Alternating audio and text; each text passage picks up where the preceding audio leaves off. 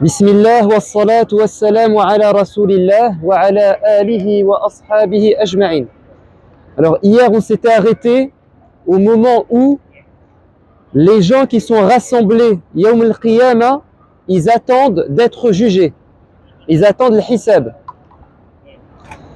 Et on avait dit qu'il y avait deux groupes de personnes, ceux qui sont sous le soleil et qui ont très chaud, et ceux qui sont sous l'ombre de Dieu. Sab'atun yudhilluhumullahu yawma la dhilla illa dhilluh. Cette catégorie de personnes qui sont sous l'ombre du trône de Dieu. Ceux qui sont sous le soleil, ils veulent que ça s'arrête. Ils veulent que le jugement commence, le hisab. Mais personne n'ose s'adresser à Dieu. Personne. Alors il y a un groupe de personnes qui vont aller voir les grands prophètes pour leur demander d'intercéder, on dit ash-shafa'a, d'intercéder auprès d'Allah pour qu'il commence le jugement. Ok? Alors ils vont d'abord commencer par Adam alayhi salam. Ils vont lui dire, Ya Adam, tu es la première créature. Tu es celui que Allah a créé de ses propres mains. Demande à Dieu de commencer al-hisab, le jugement. Mais Adam va dire non, je n'ose pas parce que j'ai mangé de l'arbre, j'ai commis un péché, nafsi, nafsi. Aujourd'hui, je pense à moi. Je ne veux pas parler à Dieu pour l'instant. Ok? Adam va dire, allez rencontrer le prophète Nuh. Allez voir Nuh, peut-être que lui va parler à Allah. Mais Nuh va dire aux gens, moi non plus je ne veux pas. Parce que j'ai demandé à Dieu de punir mon peuple. Ok? Il a fait une invocation contre son peuple, donc il a dit, ce n'est pas à moi de faire ça, je ne suis pas parfait. Il va dire, allez voir Ibrahim alayhi salam, le père des prophètes. Ibrahim va dire, moi non plus, je n'ose pas parler à Dieu parce que 3 fois dans ma vie, je n'ai pas dit la vérité. La première fois, c'est quand ses amis sont venus lui dire de participer à une fête et il a dit « Inni saqim » je suis malade, pour ne pas partir avec eux parce que il devait détruire les idoles. Vous connaissez l'histoire. Donc il n'a pas dit la vérité. Mais ce n'est pas un péché. Ce n'est pas un péché. Il a rusé. On dit c'est de la ruse. Hila. La deuxième fois dans sa vie, c'est quand les gens lui ont dit d'adorer les astres, la lune, le soleil, les étoiles, et il a rusé avec eux, et il a dit oui, mon Dieu, c'est l'étoile. Mais c'était une ruse. Quand les étoiles ont disparu, il a dit ça ne peut pas être Dieu parce que Dieu ne disparaît pas. Puis il a dit on va adorer la lune. Elle est plus grande, elle est plus belle. Mais la lune a disparu à la fin de la nuit. Et il a dit ça ne peut pas être Allah. Ça ne peut pas être un Dieu. Parce que Dieu est toujours là. Puis le soleil a pris la place de la lune. Et il a dit notre Dieu, ça sera le soleil. Mais le soleil a disparu quand la nuit a commencé. Donc il a dit ça ne peut pas être un Dieu. Et tout ceci c'était pour les amener à ce qu'ils reconnaissent que le seul Dieu qui mérite d'être adoré, c'est celui qui est toujours là, Allah. Donc ça s'appelle une ruse et non pas un mensonge. Mais Ibrahim a considéré qu'il n'a pas été parfait. Alors il a dit, allez rencontrer Moussa alayhi salam. Moussa a dit, non, cet honneur ne me revient pas, parce que j'ai tué quelqu'un. Quand il a tué la personne, c'était pas volontaire. Mais quand même, il a tué quelqu'un. Donc il a dit, je ne suis pas parfait. Allez voir Isa. Isa a dit, ce n'est pas moi qui vais faire ça. Pourtant, Isa n'a fait aucune erreur dans sa vie. Vous savez pourquoi? Parce que la grand-mère de Isa, elle a dit dans le Coran, وَإِنِّي أُعِيذُهَا بِكَ وَذُرِّيَّتَهَا مِنَ الشَّيْطَانِ الرَّجِيمِ. Elle a fait une invocation pour que sa fille, Maryam, et sa descendance, donc Isa, ne soient jamais touchés par Shaitan. Donc dans leur vie, ils n'ont rien fait qu'on peut leur reprocher, ni Maryam, ni Isa.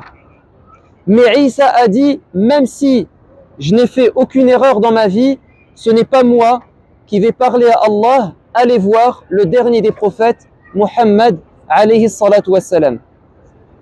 Et là le prophète va dire, ana laha, c'est-à-dire c'est à moi que revient cet honneur. Pourquoi? Parce que le prophète alayhi salatu wassalam a dit à ses compagnons, j'ai reçu 5 choses qu'aucun prophète n'a eu avant moi. 5 choses, 5 particularités. La première des choses, c'est qu'Allah Azza wa Jal l'a envoyé à toute l'humanité, alors que les prophètes, ils étaient envoyés à leur peuple. Bu'itha al-anbiya liqawmihim khassa wa bu'ithtu lin-nasi 'amma. Donc ça, c'est une spécificité du dernier des prophètes. Deuxièmement, utitu jawami al-kalim. C'est le seul prophète qui était capable de dire beaucoup de choses avec de petits mots, dans de petites phrases. Il était très éloquent. Troisièmement, ju'ilat liya al-ardu masjidan wa tahura. Toute la terre, c'est pour moi un lieu de prière et on peut utiliser la terre pour faire le tayammum. Les prophètes avant, pour prier, ils devaient être dans un endroit, un masjid particulier. Et ils ne pouvaient pas utiliser la terre pour faire les ablutions. Ça, c'est propre aux prophètes. Nusirtu birru'bi masirata shahr. Je suis capable de battre mes ennemis 1 mois avant de les rencontrer parce que Allah met dans leur cœur ar-ru'b, c'est la peur et la panique. Comme lors de Ghazwat Tabouk, quand ils ont dû partir rencontrer l'Empire byzantin, c'était un mois avant même que le prophète alayhi salatu wassalam ne rencontre Ar-Rum, les Byzantins, il avait déjà gagné parce qu'ils ont eu peur de lui. Donc quand il est arrivé à Tabouk, il est resté 3 semaines. Personne n'a osé venir le défier. Donc il a gagné une bataille sans rencontrer ses ennemis. Ar-Ru'b. Mais ça s'est passé aussi à d'autres occasions. À la bataille de Badr, à la bataille de Uhud, Allah a mis dans le cœur de ses ennemis Ar-Ru'b. Et le prophète a dit également Uhillat liyal ghanaim.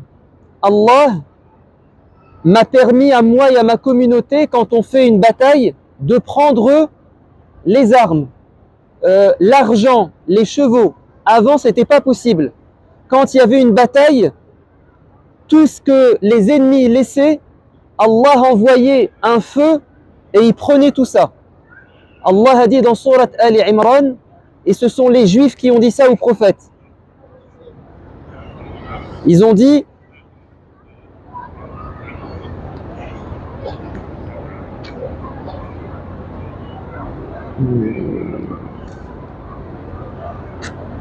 Hatta ta'tiyana biqurbanin ta'kuluhu an-nar.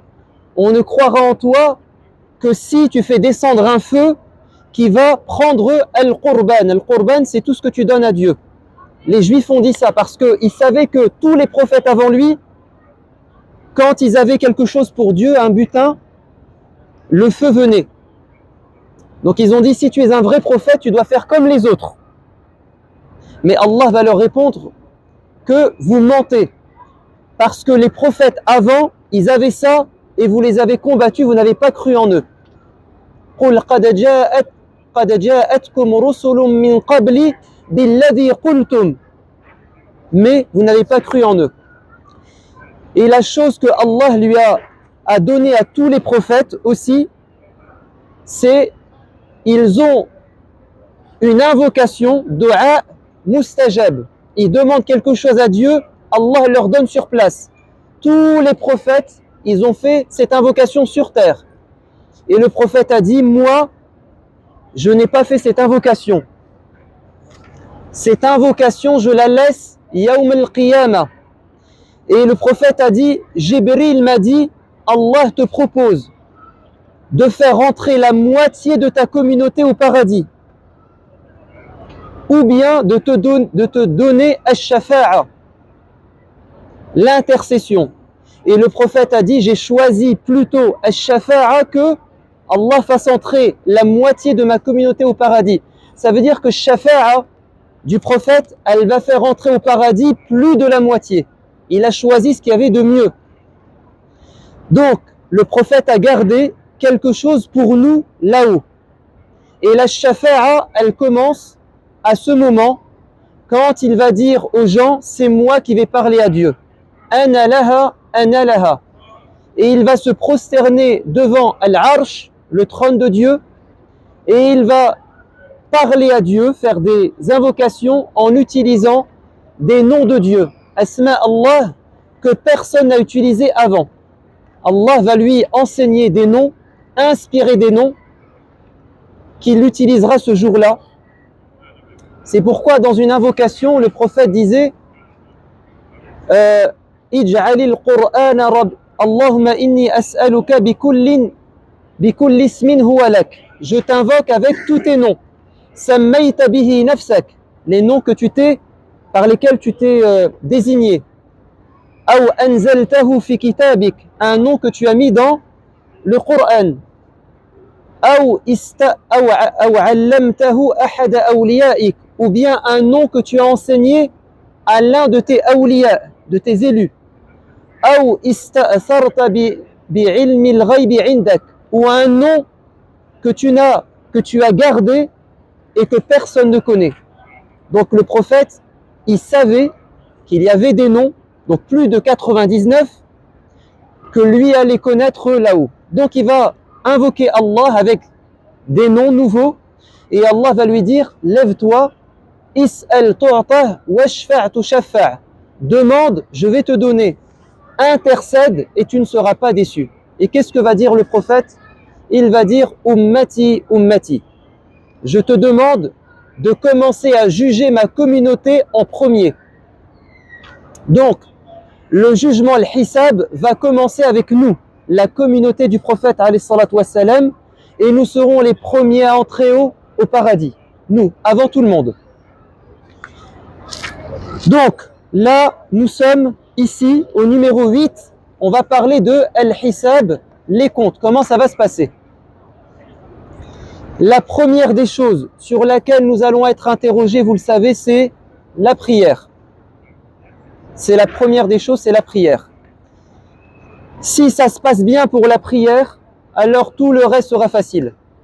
Mais si ça ne va pas dans la prière, tout le reste sera compliqué.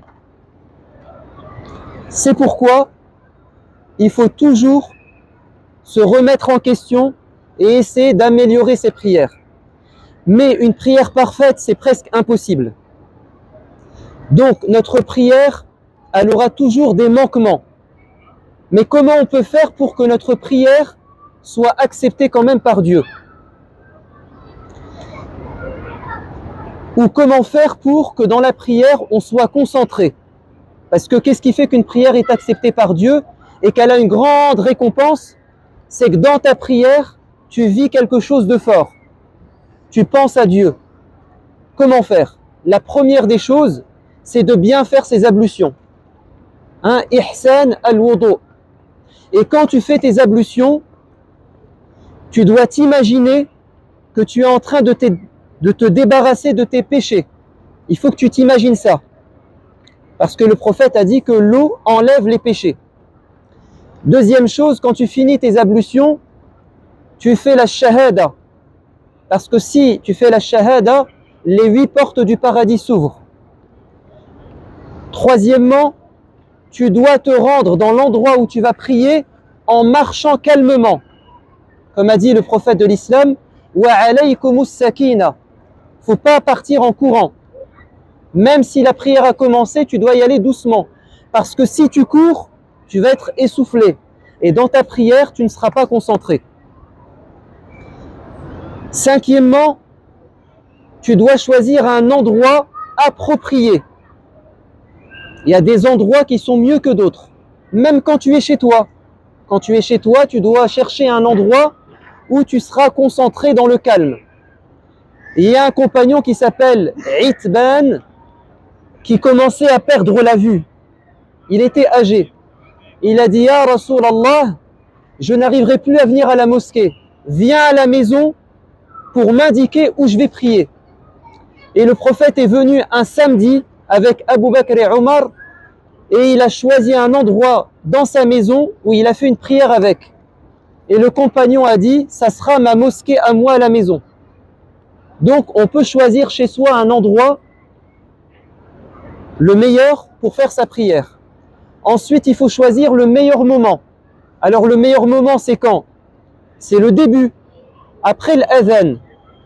C'est là qu'on a la plus grande récompense. Mais si le début de l'heure de la prière, c'est un moment où il y a du bruit, ou bien tu as faim, ou bien tu as envie d'aller aux toilettes, ou bien il fait froid, il fait chaud, il vaut mieux repousser la prière quand tu es dans des bonnes conditions.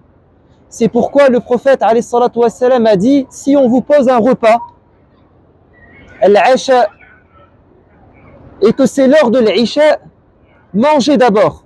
Si vous avez faim et que dans la prière vous allez penser au repas ou bien vous allez faire vite votre prière pour manger, il vaut mieux manger et ensuite vous faites une prière tranquillement pour ne pas être déconcentré. Ou bien il a dit, vous ne devez pas prier alors que vous êtes pressé d'aller aux toilettes parce que vous allez mal faire votre prière. Ou bien il avait dit, s'il fait trop chaud, parce qu'à l'époque on priait sous le soleil, s'il fait trop chaud, priez quand il fait un peu frais. Abridu bi-dhuhr. Abridu, ça veut dire chercher le moment où il fait moins chaud. Et donc il repoussait le zuhr pour que les gens prient vraiment dans des bonnes conditions. Ensuite, c'est bien de faire 2 rak'at ou 4 avant la prière obligatoire pour se mettre en condition.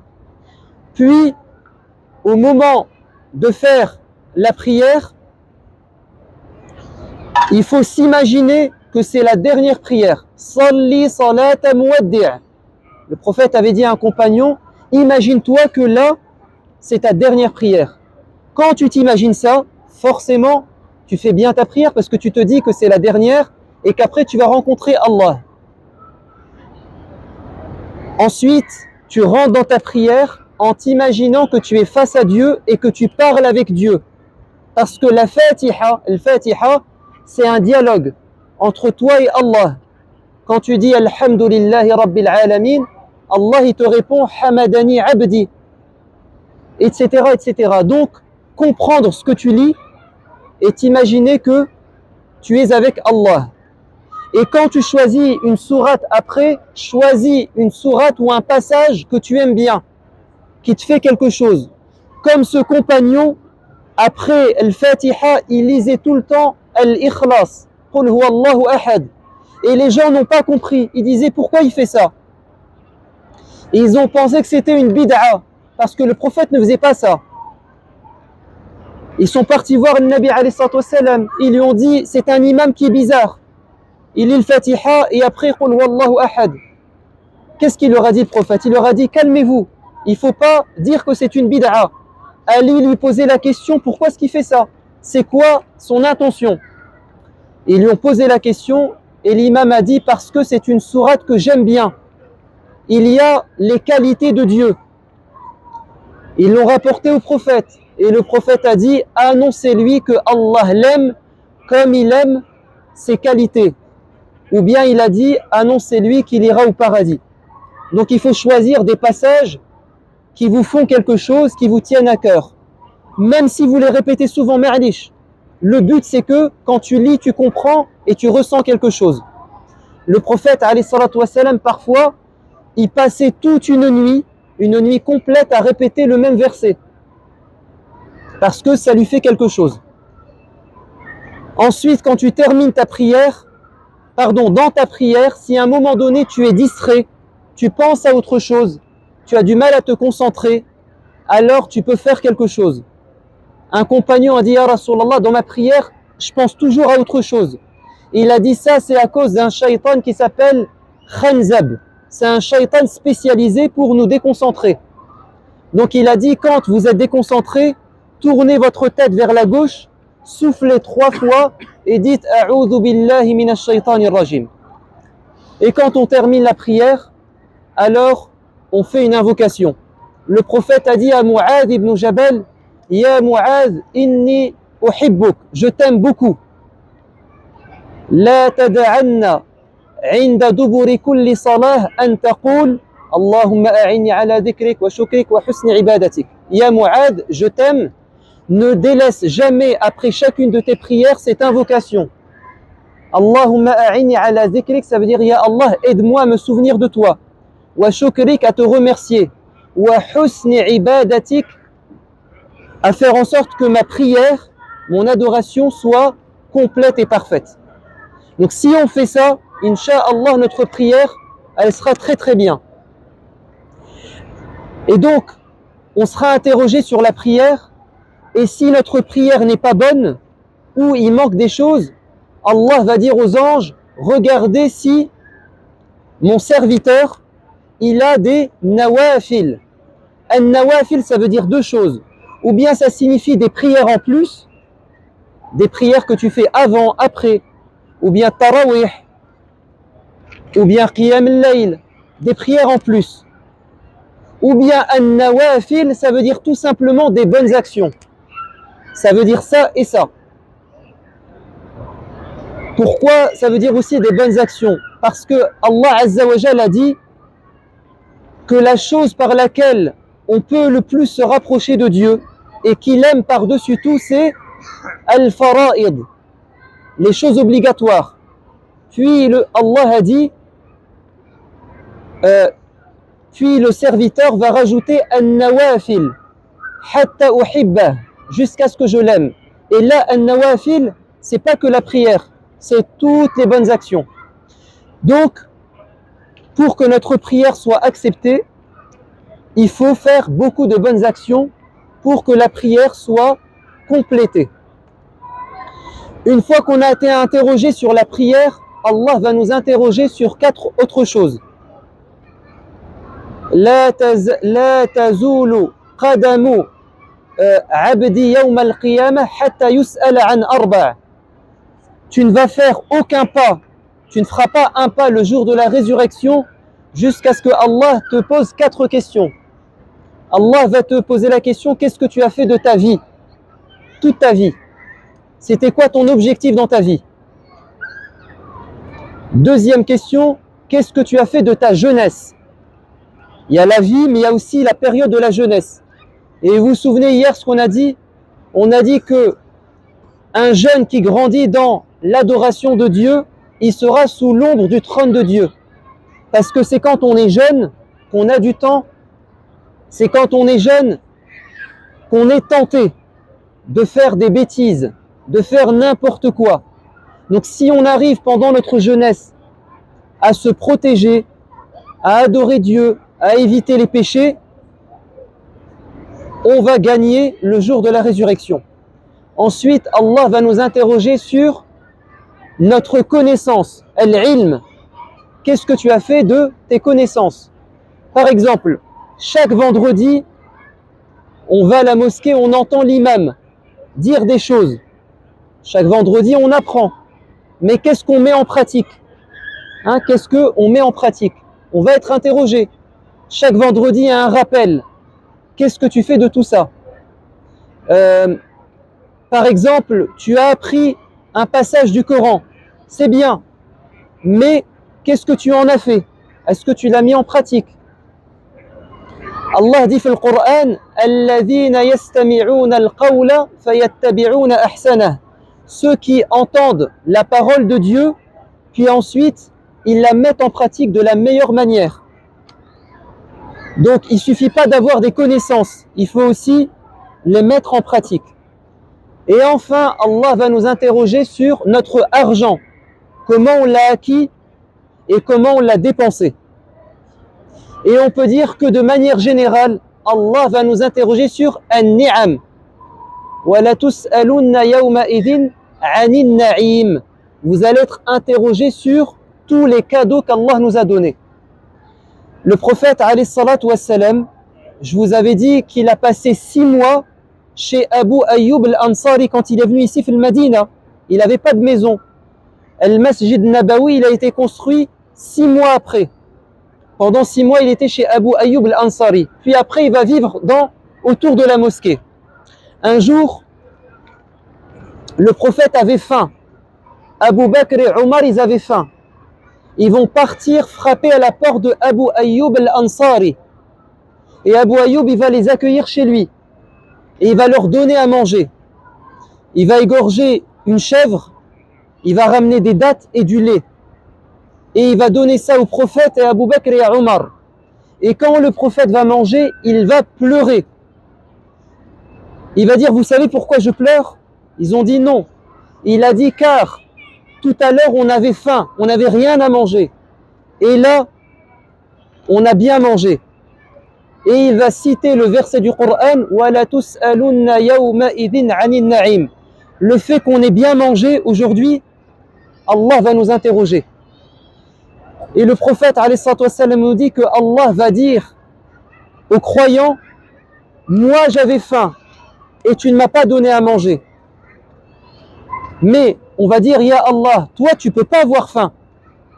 Allah va dire oui, mais il y a quelqu'un qui avait faim, tu le savais, et tu ne l'as pas nourri. Si tu lui avais donné à manger, aujourd'hui tu aurais la récompense. Allah va dire, j'avais soif, tu ne m'as pas donné à boire. On va dire, ya Allah, tu peux pas avoir soif. Allah va dire oui, mais il y a une personne qui avait soif, tu le savais, tu lui as rien donné. Si tu lui avais donné à boire, aujourd'hui tu aurais la récompense. J'étais malade, tu ne m'as pas rendu visite. On va dire, ya Allah, tu peux pas tomber malade. Allah va dire, il y a une personne qui était malade, tu le savais. Si tu lui avais rendu visite, tu aurais une récompense. Donc on va être interrogé sur ce que Allah nous a donné et à ce qu'on a partagé avec les autres. Et le prophète alayhi salatu wassalam a dit, je jure par Dieu qu'il n'a pas la foi. La yu'min, la yu'min, la yu'min, qui? Celui qui dort le ventre plein alors que son voisin, il a le ventre vide. Donc, quand on a des gens autour de nous qui ont besoin, qui sont dans le besoin, des pauvres, on doit partager. Ou sinon, Allah va nous interroger. Ensuite, Allah va nous interroger sur les péchés. Là, c'était les cadeaux, ni'am, maintenant c'est az-zunub al-ma'asi. Mais il y a des bonnes nouvelles. C'est que Allah, il va pardonner beaucoup. Mais attention, Allah, il va pardonner les petits péchés si on s'est écarté des grands péchés. In tajtanibu kaba'ira ma tunhauna anhu nukaffir ankum sayyi'atikum wa nudkhilkum mudkhalan karima. Allah, il nous a promis, si on s'écarte des grands péchés, al-kaba'ir, il va nous pardonner automatiquement les petits péchés. Donc, nous sur terre, on doit avant tout faire l'effort de s'écarter de al-kaba'ir. C'est quoi al-kaba'ir? Ce sont les grands péchés qui font beaucoup de mal. Par exemple, as-sab' al-mubiqat, les 7 grands péchés. Bien sûr, as-shirk, mais aussi as-sihr, la sorcellerie, mais aussi accuser des gens qui n'ont rien fait. Qadh al-muhsanat, tu accuses une femme, un homme d'avoir commis un péché, il n'a rien fait. Mais aussi le meurtre, tuer quelqu'un, un innocent, c'est un grand péché. Mais aussi uquq al-walidayn, faire du mal à ses parents, c'est un grand péché. Mais aussi at-tawalli yawm az-zahf, Une personne qui combat un ennemi et qui fait demi-tour. Il refuse de se battre contre ses ennemis. Mais aussi shahadatu zour, le faux témoignage, az-zina, les relations hors mariage, as-sariqa, le vol, etc., etc. Tous ces grands péchés, on doit tout faire pour s'en écarter. Si on réussit à s'écarter des grands péchés, Allah va nous pardonner les petits péchés. Mais la bonne nouvelle, c'est que même quand on fait un grand péché et que au fond de nous, on n'est pas content, on souffre, on a de grandes chances que Allah nous pardonne et que le prophète vienne nous aider. Il a dit Ash-shafa'a, elle va être avant tout pour les gens de ma communauté qui ont fait al-kaba'ir. Le prophète va venir aider d'abord les croyants qui ont fait des grands péchés. Le prophète en personne. Allah va dire à un homme, est-ce que tu reconnais que tu as fait tel et tel péché? L'homme va dire, oui, ya Allah, c'est vrai, j'ai fait ça. Est-ce que tu reconnais que tu as fait ça? Oui, oui, j'ai fait ça. Allah va lui dire, sur terre, j'ai caché ton péché, aujourd'hui, je vais cacher ton péché. Ça veut dire quoi? Allah a caché, j'ai caché ton péché. Ça veut dire que la personne, elle a caché son péché. Parce que le prophète ﷺ a dit Kullu ummati mu'afan, toute ma communauté, Allah va cacher ses péchés. Illa al-mujahirun, sauf ceux qui vont faire leur péché en public. Ils ont dit comment ça?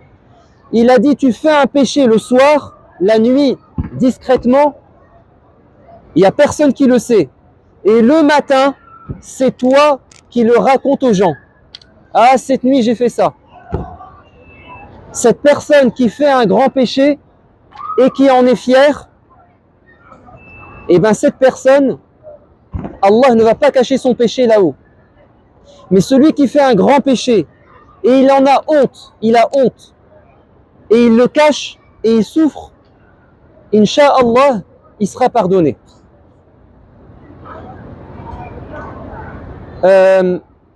Donc on sera interrogé et la chose qui va nous sauver, c'est La ilaha illallah, at-tawhid, et le bon comportement. Parce qu'Allah Azza wa Jal, et on en arrive le numéro 9 et le numéro 10. Allah Azza wa Jal, il va nous remettre notre livre, Al-Kitab. Ce livre, on va soit le recevoir par la main droite, soit par la main gauche. فَأَمَّا مَنْ أُوتِيَ كِتَابَهُ بِيَمِينِهِ فَيَقُولُ هَاؤُمُ اقْرَءُوا كِتَابِيَهْ إِنِّي ظَنَنْتُ أَنِّي مُلَاقٍ حِسَابِيَهْ. Si sur terre tu as fait du bien et tu t'es écarté des grands péchés et Allah le jour de la résurrection il t'a pardonné, tu es content, les anges vont te remettre ton livre et tu vas le prendre par la main droite et tu es fier et content, c'est comme un diplôme, donc tu prends par la main droite et tu le montres à ta famille. Regardez mon livre, je suis content, regardez ce que j'ai fait. Inni dhanantu anni mulaqin hisabiyah, car sur terre j'étais sûr et certain que j'allais rencontrer Dieu. Donc j'ai tout fait sur terre pour préparer ce jour-là. Fahuwa fi 'ishatin radiyah fi jannatin 'aliyah. Cette personne, elle sera au paradis. Ça c'est la première catégorie, ceux qui prennent le livre de la main droite. Et vous avez ceux qui prennent leur livre de la main gauche. Ce sont ceux qui ont fait beaucoup de péchés. Quand ils ont été interrogés par Dieu, ils ont échoué. Ils vont prendre... On va se déplacer là-bas.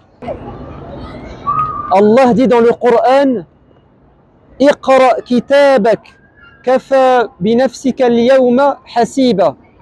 Allah va dire à chaque personne, voici ton livre, tu vas lire ton livre et tu vas découvrir tout ce que tu as fait sur terre. Évidemment, ceux qui ont fait du mal, al-mujrimun, ceux qui ont fait plein de péchés, quand ils vont avoir le livre, ils seront tristes. وَوُضِعَ الْكِتَابُ فَتَرَى الْمُجْرِمِينَ مُشْفِقِينَ مِمَّا فِيهِ وَيَقُولُونَ يَا وَيْلَتَنَا مَا لِهَذَا الْكِتَابِ لَا يُغَادِرُ صَغِيرَةً وَلَا كَبِيرَةً إِلَّا أَحْصَاهَا وَوَجَدُوا مَا عَمِلُوا حَاضِرًا وَلَا يَظْلِمُ رَبُّكَ أَحَدًا. Les criminels, quand ils vont avoir le livre, ils vont être surpris, étonnés. Ils vont dire, mais c'est quoi ça? Tout ce qu'on a fait, même les tout petits péchés, ils sont là. Ce livre n'a rien oublié. En fait, ce livre, c'est ce que les anges à droite et à gauche ont écrit. L'ange de la droite, il a écrit les bonnes actions. L'ange qui est à gauche, il a écrit les péchés. Et ils n'ont rien laissé passer. Donc celui qui va prendre son livre de la main gauche, c'est celui qui sait très bien que ce qu'il y a dedans, c'est négatif, c'est mauvais. Donc il va prendre son livre de la main gauche et il va le cacher derrière son dos. وَأَمَّا مَنْ أُوتِيَ كِتَابَهُ وَرَاءَ ظَهْرِهِ. Il va le mettre derrière son dos, il va le cacher. Ensuite, Allah Azza wa Jal va peser les bonnes actions et les mauvaises actions sur la balance. Al-Mizan. Avant de vous dire ce qui va se passer, Allah Azza wa Jal va interroger les croyants et va interroger les mécréants, les gens mauvais. Vous savez ce qui va se passer? Ceux qui ont fait beaucoup de mal, ce jour-là, ils vont oser dire à Dieu qu'il ment. Allah va leur dire, tel jour tu as fait ça, tel jour tu as fait ça. Il y a des gens qui vont oser dire à Allah, c'est pas vrai, j'ai pas fait ça. Qu'est-ce que va dire Dieu? Il va dire, d'accord, est-ce que tu as un témoin? Parce que moi je dis que tu as fait, toi tu dis que tu n'as pas fait. Est-ce que toi tu as un témoin? L'homme va dire, non, j'ai personne. Forcément parce qu'il ment. Allah va dire, moi j'ai des témoins. Et là, Allah va rendre la personne muette. Elle ne pourra plus parler. Yawma tashhadu alayhim arjuluhum. Le jour où leurs pieds, leurs mains, en fait leur corps va parler. Et la main va dire, oui Allah, tel jour j'ai fait ça. Le pied va dire, oui Allah, tel jour j'ai fait ça. Puis Allah va rendre la parole à la personne.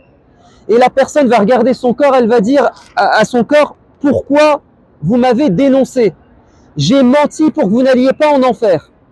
Et le corps va dire, sur terre c'était toi qui nous commandais. Mais aujourd'hui c'est Allah qui commande. On a fait ce qu'il nous a dit. La terre, elle va aussi parler. إذا زلزلت الأرض زلزالها وأخرجت الأرض أثقالها وقال الإنسان ما لها يومئذ تحدث أخبارها. La terre va commencer à raconter ce que les gens ont fait sur elle. Maintenant la balance. Donc c'est une balance sur laquelle il y a les bonnes actions et les mauvaises actions. Cette balance, elle est extrêmement précise. Daqiqa. Ça veut dire que tout ce qu'on met dessus, ça a un poids. Misqala dharratin khayran yarah. Misqala dharra wa amma man ya'mal misqala dharratin khayran yarah wa amma man ya'mal misqala dharratin sharran yarah. Même un atome de bien, ça aura un poids. Un atome de mal, ça aura un poids. Ça veut dire quoi un atome? Ça veut dire une petite bonne action. Par exemple, Nabi alayhi salatu wassalam a dit La yahqiranna ahadukum an ya'mala salihan walau an yalqa akhahu taliq al-wajh. Qu'aucun d'entre vous ne dénigre, ne minimise une bonne action, ne serait-ce qu'en rencontrant son frère avec un sourire. Ce sourire que tu fais, c'est une bonne action. Tu ne dois pas dire que ça ne sert à rien. Ça sera dans la balance. Le prophète a dit protégez-vous du feu, ittaqun nar walaw bi shiqqi tamra, ne serait-ce qu'en faisant la sadaqa de la moitié d'une date. C'est pourquoi vous voyez qu'il y a des gens, ils nous donnent des dates. Vous avez vu, il y a des gens, ils achètent des dates. Pourquoi est-ce qu'ils donnent une date? Parce qu'ils savent que le prophète a dit, la moitié d'une date, ça peut te sauver. La moitié d'une date, ça peut faire ça. Le prophète a dit à Abu Zar, Ya Aba Zar, quand tu fais à manger, rajoute de l'eau, une soupe. Rajoute un peu d'eau pour en donner à tes voisins. Le prophète a dit aux femmes, Ya ma'ashara al-muslimat, ô vous les femmes musulmanes, ne minimisez aucune œuvre de bien, ne serait-ce que de donner à votre voisin les pattes d'un mouton. Parce que dans un mouton, il y a la viande, il y a les bonnes parties, puis il y a la patte. Eh bien, donner même ce petit cadeau, c'est quelque chose de bien. Le prophète alayhi salatu wassalam a dit, j'ai vu les gens qui sont au paradis, pourquoi ils sont au paradis, les bonnes actions qu'ils ont fait. Et ils ont dit, j'ai vu une personne qui est entrée au paradis parce qu'il a ramassé quelque chose par terre. Ramasser un papier par terre ou quelque chose qui gêne les gens, ça peut te faire entrer au paradis. Et l'inverse est vrai. Un petit péché, ça peut faire ça. Et tu peux aller en enfer. Le prophète alayhi salatu wassalam a dit, il y a des gens qui disent une parole, une mauvaise parole. Ils pensent que c'est pas grave, mais ils vont tomber en enfer à cause de cette parole.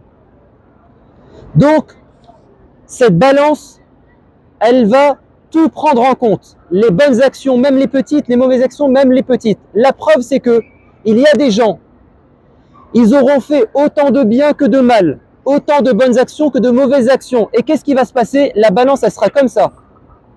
Elle sera en équilibre. On les appelle Ahlul A'raf. Ce jour-là, ils vont dire, ah, si seulement j'avais fait une petite bonne action, ça aurait fait ça. Voyez, Ahlul A'raf, Allah il parle d'eux dans la sourate. Ils vont regarder l'enfer, ils vont dire, Ya Allah, je ne veux pas être là. Ils vont regarder les gens du paradis, ils vont dire, Ya Allah, si seulement je pouvais aller au paradis. Mais alhamdoulilah, Allah Azza wa Jal, il va les mettre au paradis. Parce que Allah a dit, Inna rahmati sabaqat ghadabi. Ma miséricorde ce jour-là, elle va dépasser ma colère. Donc ceux qui ont fait autant de bonnes actions que de mauvaises actions, au final, ils vont aller au paradis. Quand on va être jugé et on a gagné, on aura soif. On aura soif. On va aller chez le prophète alayhi salatu wassalam pour boire de l'eau. Le prophète, il a un bassin qu'on appelle Al-Kawthar. Inna a'taynaka Al-Kawthar. On t'a donné Al-Kawthar. Ce bassin, il contient une eau qui est plus blanche que le lait. Le goût est plus bon que le miel. Et il y a plein de bols, plus nombreux que les étoiles du ciel. Et on va venir chez Rasulullah pour boire. Celui qui boit, il n'aura plus jamais soif. Mais il va se passer quelque chose. Il y a des gens qui vont venir et les anges vont les repousser. Ils vont dire non, pas vous, pas vous. Et le prophète va dire, mais ces gens-là, je les connais, c'était mes compagnons. Mes compagnons, ça veut dire, ils ont cru en moi. Qu'est-ce qui s'est passé? Et les anges vont dire, après ta mort, tu ne sais pas ce qui s'est passé. Parce que, après la mort du prophète, la plupart des gens qui s'étaient convertis à l'islam, ils vont quitter l'islam. Sauf les premiers compagnons, Al-Muhajirun de la Mecque, les compagnons Al-Ansar de Médine. En fait, les gens de Médine, les gens de la Mecque et de Taïf, ces trois villes, eux, ils vont rester attachés à l'islam. Les autres tribus qui s'étaient converties à la fin de sa vie, leur foi, elle était faible. Ils vont quitter l'islam. Et ça, le prophète ne le sait pas parce qu'il est mort avant. C'est pourquoi je vous disais hier, est-ce que la personne qui est dans sa tombe, elle sait ce qui se passe? D'après ce hadith, non. Parce que même le prophète, il ne sait pas ce qui s'est passé après lui. Alors, on va venir boire de l'eau. Et le prophète, il va nous appeler nous. Il va dire, venez. Comment il va nous reconnaître? Parce qu'on est mélangé parmi les gens. Il va nous reconnaître grâce à nos ablutions. Le prophète a dit, vous serez Ghurran Muhajjalin. min athari al-wudu. Vous aurez de la lumière dans vos bras, vos visages et vos pieds parce que vous faisiez les ablutions. Donc il va nous appeler, il va nous donner de l'eau. Ensuite, qu'est-ce qui va se passer? On va se diriger vers le paradis. Mais on a avec nous les hypocrites. Ceux qui ont fait, en apparence, ils étaient musulmans, mais ils n'étaient pas musulmans. Al-munafiqun. Et là, il va y avoir quelque chose qui va faire en sorte qu'ils soient dénoncés. يوم يكشف عن ساق ويدعون إلى السجود فلا يستطيعون. Allah va dévoiler une partie de lui et quand on va voir ce signe, on va reconnaître Allah et on va se prosterner. Et les hypocrites, ils vont vouloir se prosterner parce que sur terre, ils se prosternaient avec nous. Mais ils n'y arriveront pas. Leur colonne vertébrale, elle va rester comme ça et ils vont tomber. Et là, on saura qui est hypocrite et qui était un vrai musulman. Et ils vont quand même vouloir venir avec nous. Mais Allah, il va mettre une barrière. Sour. Batinuhu ar-rahmah wa min qibalihi al-azab. Il va y avoir une muraille, il n'y aura que les musulmans, les croyants, la miséricorde, et les hypocrites seront de l'autre côté.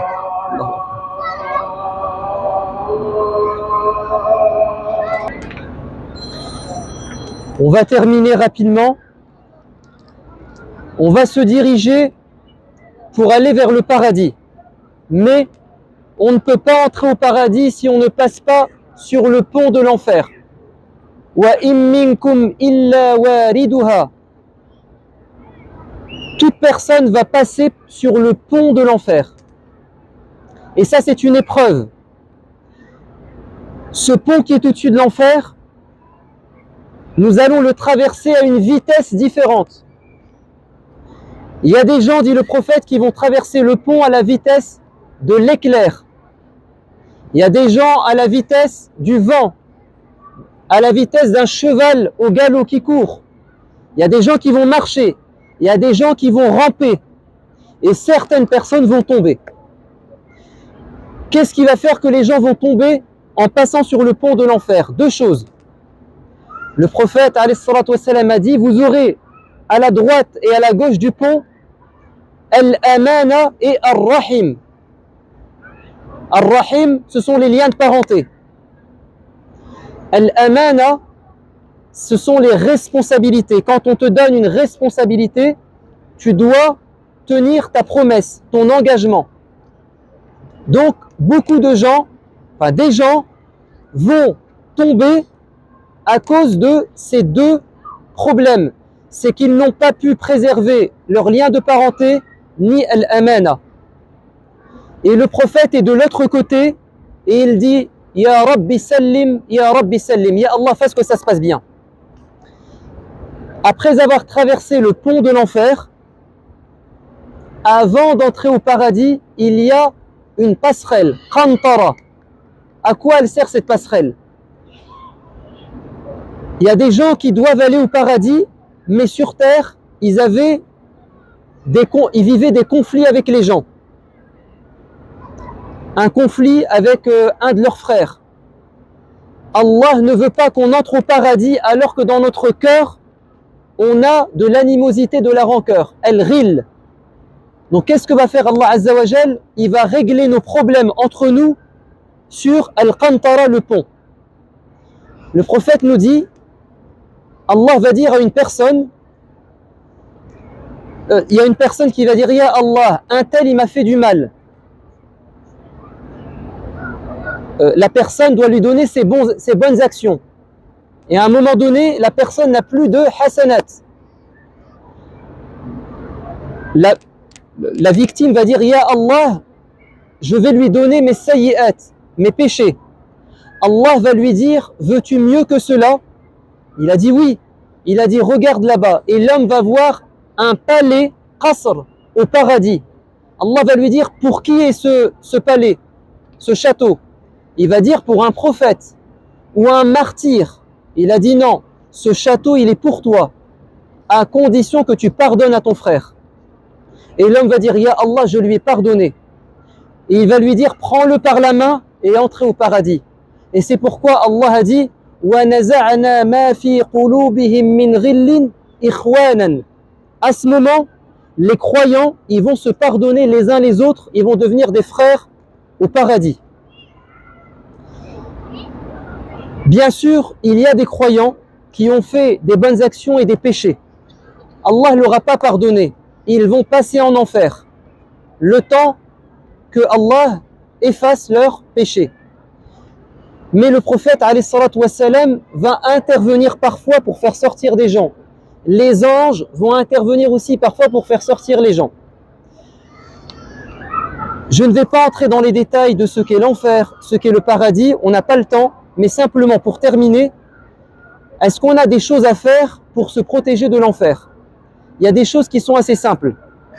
Le prophète alayhi salatu wassalam, nous dit, si matin et soir, donc après la prière de l'Fajr et après la prière de l'Maghrib, tu dis 7 fois Allahumma ajirni minan nar, ya Allah protège-moi de l'enfer, tu n'y entreras pas.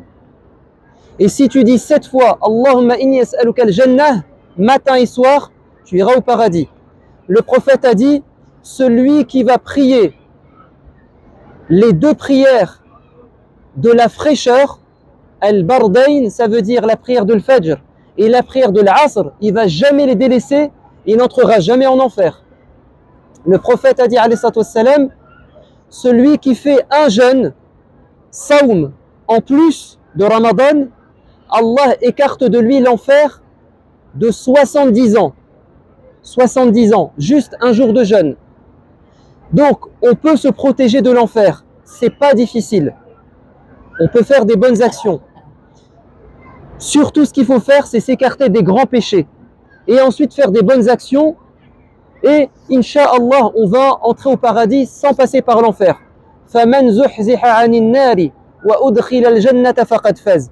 La victoire, le succès, c'est pas d'aller au paradis. Parce que tous ceux qui ont dit La ilaha illallah, ils vont aller au paradis. La victoire, c'est d'aller au paradis sans passer par l'enfer. C'est ça la vraie victoire. Donc, on fait un maximum de bien, on demande pardon à Dieu pour les grands péchés, surtout si on a fait du mal aux gens, on demande pardon, et Inch'Allah, tout va bien se passer. D'accord? Il y a des choses aussi à faire pour gagner les hauts lieux du paradis, parce que vous savez que le paradis, il y a des étages, et la meilleure des choses, c'est de demander à Dieu que le prophète soit tout en haut du paradis. Là, on a entendu l'adhan.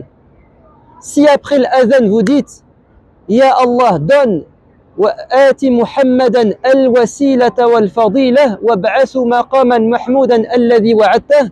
Tu dis Ya Allah, donne au prophète 2 choses. Al-wasila, c'est le meilleur endroit de l'Firdaus, en dessous de Al-Arsh. Si tu demandes pour le prophète le meilleur endroit et que tu demandes à Dieu Al-Maqam Al-Mahmoud, c'est-à-dire Shafa'a, et bien le prophète te promet que comme tu as pensé à lui, il va penser à toi. Il va intercéder pour toi pour te faire entrer au paradis. Et si tu aimes le prophète et tu essaies de lui ressembler et tu prends soin des orphelins, tu pourras même être à ses côtés. Donc, on s'arrête là pour ce sujet. Le but, on s'arrête là. Subhana rabbika rabbil izzati amma yasifun wa salamun ala al-mursalin walhamdulillahi rabbil alamin.